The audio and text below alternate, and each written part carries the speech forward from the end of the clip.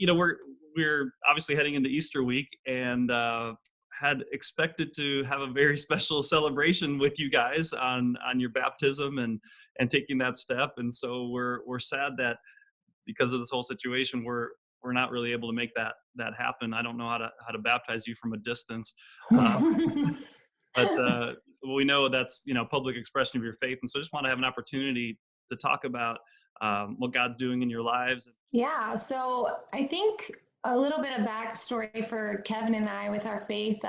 It's been a little bit of a journey for us, and I think that's for anybody that goes through this. But when we met, we were at different ends of the spectrum, really, and just different points in our faith. But what was it inside of you, spiritually, personally, that where God was really stirring? What were some of those key?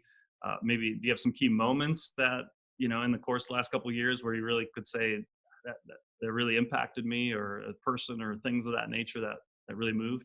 One of the message series I think about for us was you did a series called Canyons. That was at a time where for us we were, again, to Michelle's backstory here about how we were looking for a place to find and grow in our faith together.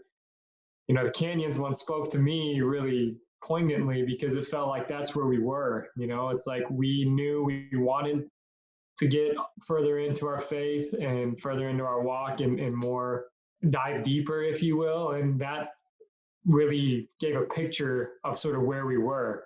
We knew that that's something we wanted to do, but we hadn't figured out how to get in yet, right? So it was kind of like we were kind of like that group on the edge of the canyon saying, all right, are we going in or are we not going in? And what's our path going to be? Are we going to be in this thing together? And so that one, was sort of a point in time where I think I started feeling like rather than just being regular attenders of church, attendees and believing in things, that we wanted to really get more into how to see what God can do in us if we go all in. Maybe for you, Kevin, or both of you, what were some, obstacles for you, or hurdles that you felt like you had to overcome?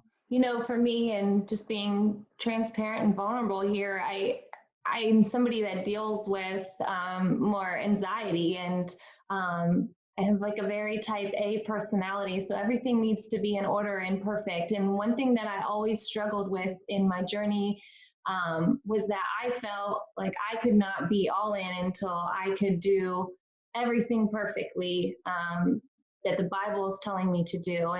And so for me, really just diving in deeper and getting that acceptance from God that, no one's perfect, and that he accepts me for, who I am. And what a relief too, what a release to be able to just realize we don't have to be perfect. Actually, it's perfection that often keeps us, or the idea of perfection that keeps us from really being able to surrender, and that we realize it's not what we do, but what God does in us, and then the freedom to really live out of that.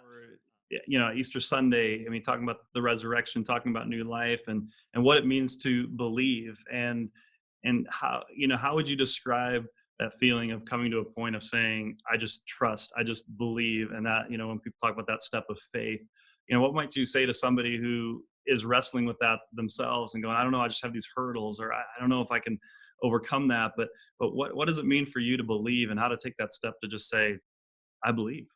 Really, for me, it's giving our whole life to Jesus Christ, and really bringing our family up with the morals and the convictions and values of that, and just living for him every day. And Mark, to speak more specifically to those moments, for me, cathartic is the word that I use, like this emotional release, like, to Michelle talked again earlier about it, like sort of being perfect and having to be perfect before you feel like you can do it.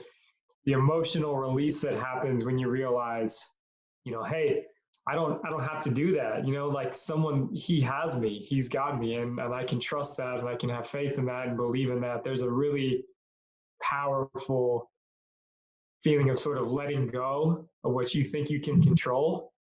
And it feels like this is, again, really poignant around this time of year, because now we're turning our lives over and saying, you know what?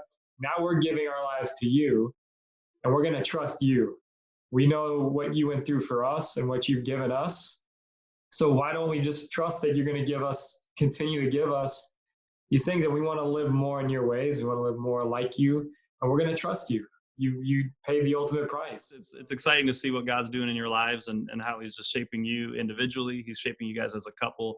I love, the way this is changing your family tree too for your kids and seeing the joy that they have. And thanks so much. You guys take care. Thank Stay you. healthy, We miss stay seeing hopeful, you. Yeah. And, Hi to the family. yes. Happy Easter too. So Yes, Happy you Easter. too. We'll see you on Sunday, whether or not you see us. We'll see you on Sunday. Yeah. exactly. All right. Take care, guys. All right.